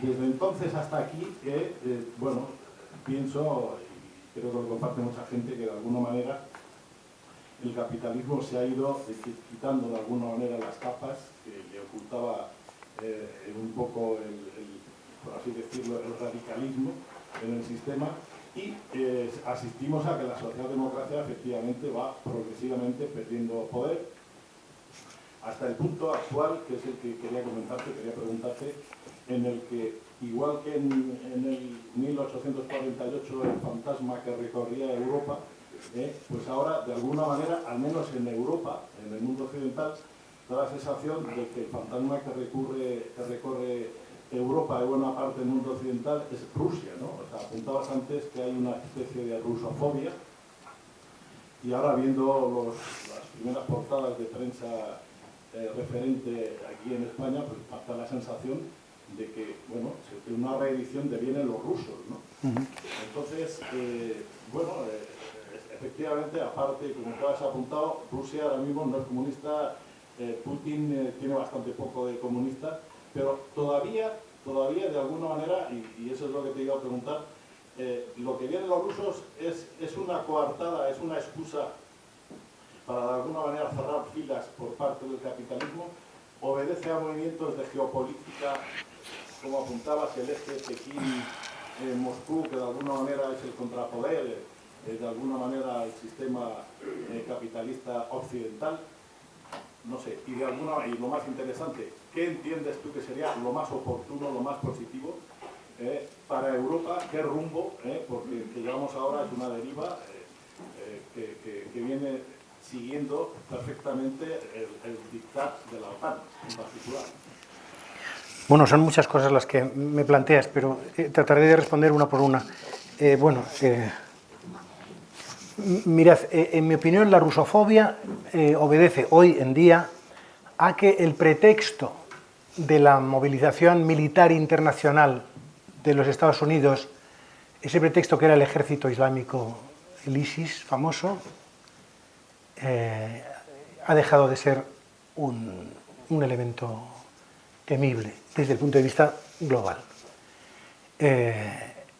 Mucha gente piensa en los servicios de inteligencia más progresistas, que los hay, piensan que ha sido un pretexto el yihadismo para seguir manteniendo la política de armamentismo, etc.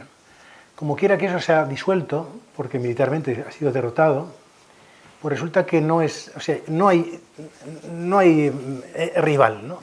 como no hay rival, y queda vigente después de 70 años de propaganda anticomunista y antirrusa también. Después de 70 años queda vigente en nuestras memorias, en nuestro imaginario colectivo, todavía ese tic, esas grisuras violetas, esos granates que os decía antes. Pues ¿por qué no? ¿Por qué no? Para seguir vendiendo armas, para seguir vendiendo aviones, para seguir ensangrentando el mundo, para defender el sistema de desigualdad que induce el capitalismo. ¿Por qué no volvemos otra vez al ritornelo, ¿no? Que aparezca? ¿Os acordáis cuando éramos niños y íbamos al Guiñol? Y entonces aparecía Gorgorito por aquí y el demonio por aquí, y Gorgorito le daba un estacazo, ¡cling! Y entonces aparecía como si moría. Se daba la vuelta a Gorgorito, hablando los niños, y salía el demonio otra vez, ¿no? Y todo el mundo... Eso se llama el ritornelo, o sea, el retorno. Bueno, se trata de convertir otra vez en el demonio a Rusia, como pretexto, en mi opinión, como pretexto para mantener esa política belicista, armamentista, sin la cual el capital no puede vivir. O sea, forma parte sustancial del mundo de la explotación ultracapitalista. Eso. Hay otras formas de organizar la propiedad, la vida. Hay otras formas de entenderlo. ¿Por qué no se admite? ¿Por qué tenemos que estar en el pensamiento único y tal? ¿Que el capitalismo funciona bien en un país? Pues muy bien, adelante, que sí. Ya llegará a sus contradicciones, que siempre llegan. Pero ¿por qué imponer a sangre y fuego, con artillería? ¿Por qué imponer modelos económicos determinados? ¿Por qué no dejar a los pueblos en libertad para que busquen su destino? Entonces, eso es creo que sería la primera parte. Es decir, desaparece el ejército islámico el ISIS, entonces necesitamos una coartada militar para rearmar, para seguir la carrera. ¿Cuál es el que más acollona, con ello? Rusia. Rusia por el imaginario ese. Bueno, Putin es un exagente del KGB, es muy malo, merienda todas las tardes 3 o 4 niños, en fin, el topicazo.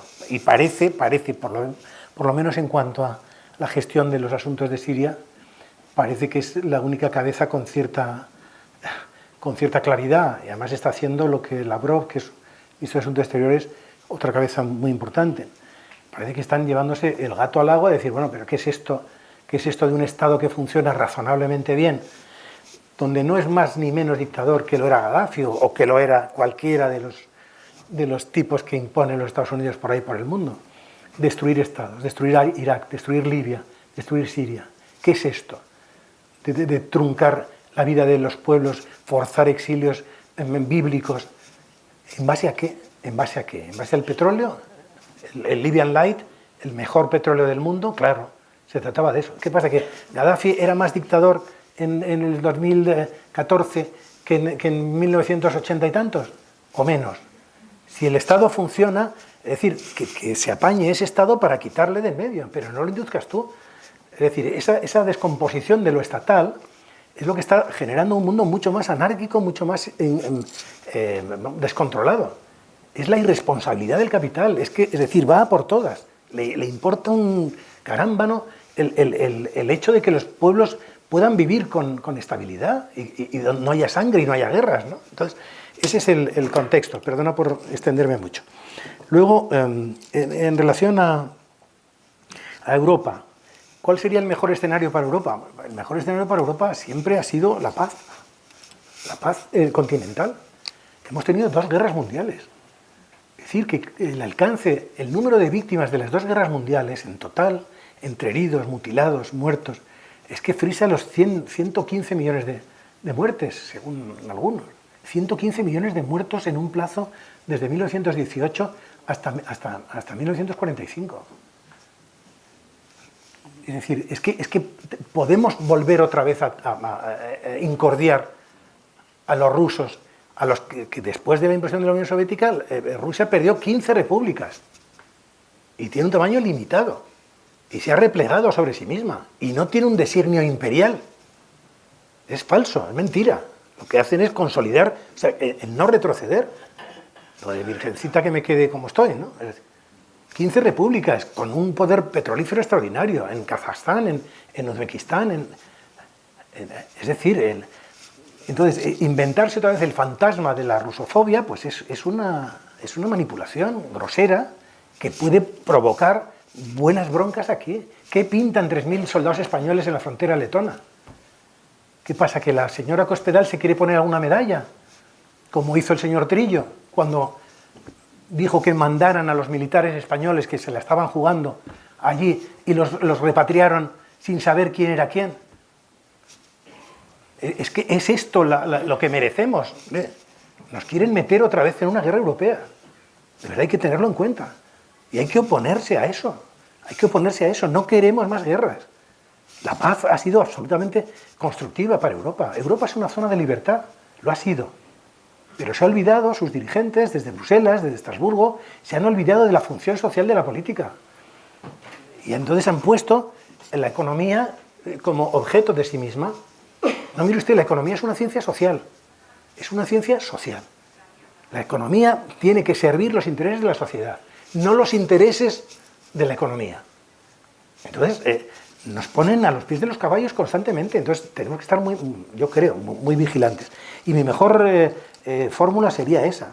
Bueno, pues mantener o sea, la paz siempre es constructiva, siempre crecemos todos y todas con la paz. Con la guerra es todo destrucción. Yo he estado de corresponsal de mi periódico durante 15 años casi, yendo y viniendo a conflictos internacionales, y es que no arregla nada, nunca jamás una guerra arregla nada.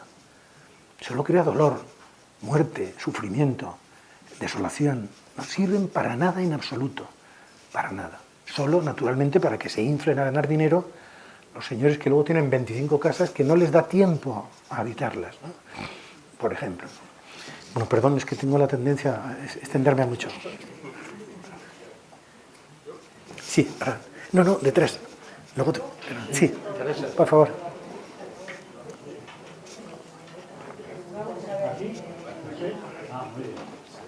Sí, hablo y me oís, ¿no? Sí, se oye, ¿no? A ver si se pone de acuerdo, pero van dos. Hable de viva voz, por favor. Gracias, señor Fraguas. No, me ha dejado muy tranquila al final de su intervención de que el marxismo o la dejación de la metodología marxista es la que hace sucumbir a la Unión Soviética. Considero que la metodología marxista y la ecuación que propone está hoy día vigente al 100%, sería muy indeseable. Primera cuestión, aparte de que me voy muy feliz por eso. Muchas de las cosas eran sobre eso, lo que yo quería preguntar, ¿no?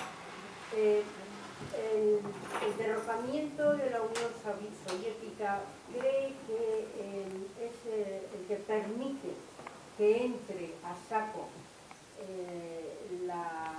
el capitalismo con la violencia brutal que genera, es esencialmente perverso. O sea, la caída del muro de Berlín es el que inicia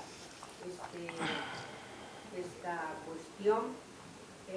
Segundo tema, sin el estalinismo, a pesar de su perversión y de su violencia, en esencia también, era necesario el estalinismo para que se pudieran llevar a efecto pues, cuestiones del socialismo real y hubiera podido llevarse a cabo en la Unión Soviética, bien con Stalin o bien a través de, bueno, pues de un marxismo más allí efectivo, el comunismo real. Luego, por último, frente a esta violencia, que repito, el capitalismo perverso, violento, brutal, sangriento, que permite y favorece la corrupción, la pobreza, etc., ¿no? ¿Qué alternativas hay dentro de la paz? Muchas gracias. Muchas gracias por sus preguntas, que también son tremendas. Bueno, solo una precisión, que ustedes a lo mejor saben, pero a lo mejor algunas personas de aquí no lo conocen. El muro de Berlín fue construido en consenso con los británicos, los norteamericanos, los franceses y los rusos. Y los alemanes. Es decir, unos tenían una visión, es decir, cuando nosotros hablamos del muro de Berlín, si se fijan, solo vemos el muro desde aquí, desde la parte occidental, por así decirlo. Pero ¿cómo lo veían ellos desde allí? Yo hablando con gente de la antigua República Democrática Alemana, decían, nosotros lo veíamos, los que no eran disidentes, lo veíamos como un elemento de salvaguarda de nuestros valores comunistas.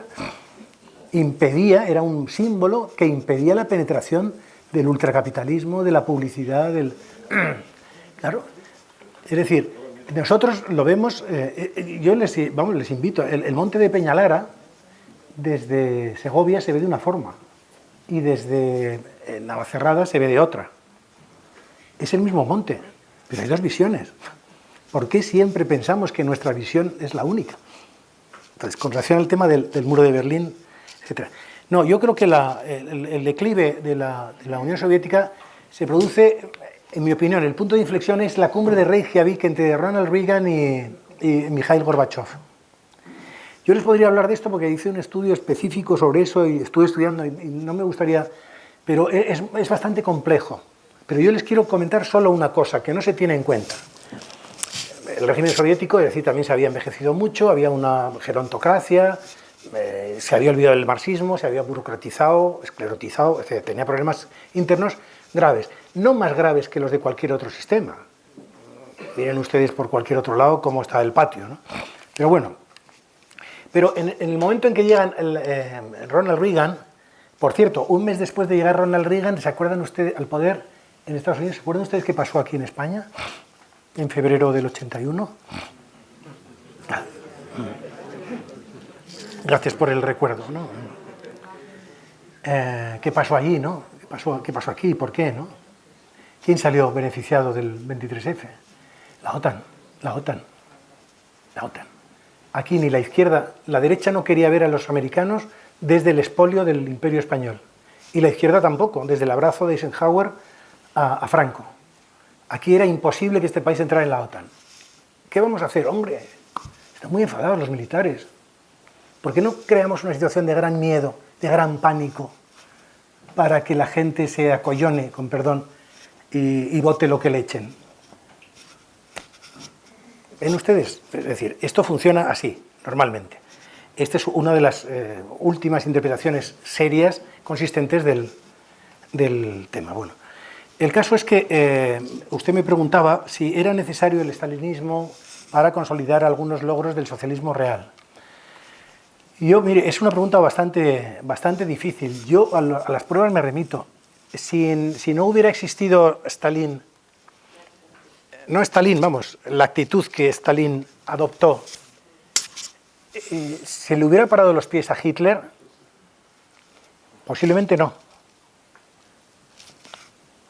Es decir, nadie, en cierto modo, consigue ganar por goleada histórica con relación a su propia figura. Pero Stalin fue decisivo y su manera de conducir la guerra fue decisiva para acabar en Stalingrado, concretamente, con Hitler. Por ejemplo, con relación al tema del propio socialismo, del propio marxismo, el problema de Stalin es que tenía una concepción absolutamente mecánica, no dinámica, no dialéctica del marxismo, y aplicaba como si fuera un catecismo. Y entonces generó un temor reverencial tan profundo que impidió que surgiera la crítica. Es decir, el marxismo es una disciplina crítica, que se está revisando constantemente. Y si no se revisa, perece. Entonces, claro, es mucho más fácil instalarse, incluso para nosotros. Yo, tengo muchos problemas cuando hablamos de política porque la gente, cuando le dices más de dos variables, está acostumbrada a decir, no, ya todo lo demás son conspiraciones. No, miren, en política hay muchas variables que hay que meter en el matraz, porque si no, no se entiende nada. Entonces, su pregunta es una pregunta bastante difícil. Yo creo que esa aplicación mecánica del marxismo por parte de Stalin fue muy dañina, muy dañina. Pero tuvo algunos logros en el terreno, sobre todo económico y social, y permitió que en la etapa de Khrushchev, Khrushchev se pudiera permitir el lujo de decir vamos a igualar a los Estados Unidos. Y ha sido durante muchos años la segunda gran potencia mundial, ¿no? No sé si había alguna otra cosa más. Bueno, las alternativas que hay hoy, desde la izquierda, me imagino que pregunta, ¿no? O desde el propio... Sí. Bueno, pues yo creo que la coyuntura en nuestro país, que es donde es lo concreto, la coyuntura en nuestro país es una coyuntura bastante difícil, pero se está produciendo una cosa muy importante, y es ese desglose, ese dislocamiento entre legalidad constitucional y legitimidad política del partido en el gobierno. Eso preludia cambios muy profundos. Si no se restablece ese equilibrio entre la legitimidad que el PP prácticamente ha perdido por la corrupción, por su política antiobrera, antisocial, antisanidad, antieducación, por la trivialidad, la falta de respeto que nos observan, esa pérdida de legitimidad se tiene que compensar con una nueva legitimación. Y la Constitución puede ser cambiada y consensuada. ¿Por qué no dialogar? ¿Por qué no dialogar? A lo mejor el problema del secesionismo catalán es que allí las élites económicas consideran que saben gestionar mejor los 16.000 millones del presupuesto que competen que el Estado central, o que el PP, o que Guindos. A lo mejor ese es el problema. ¿Por qué no estudiar la posibilidad de que eso sea la solución? Por ejemplo, porque la gestión del dinero no significa la rotura de este país, el que todos amamos unido, ¿no? Perdón. Solamente ya no se pueden hacer más preguntas, lo siento. No, por eso. Sí, es Porque tenemos que cerrar ya. Bueno, muchísimas gracias. Soy Amaya, la Universidad Popular. Encantado, gracias. Es que si nos retrasamos, la mujer se cierra. Sí. Una presidenta de la Universidad Popular.